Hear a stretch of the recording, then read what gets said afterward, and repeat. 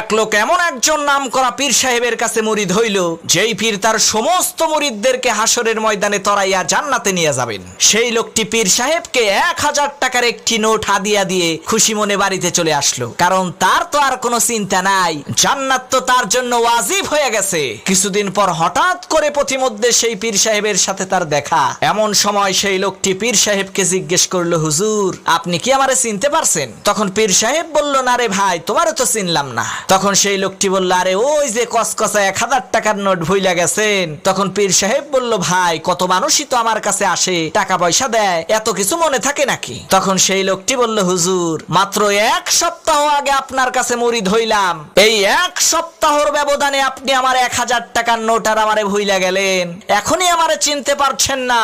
তাহলে সেই কাল হাসরের ময়দানে লক্ষ কোটি মানুষের ভিড়ে আপনি আমাকে কেমন করে চিনবেন? না চিনলে জান্নাতে নিয়ে যাবেন কিভাবে?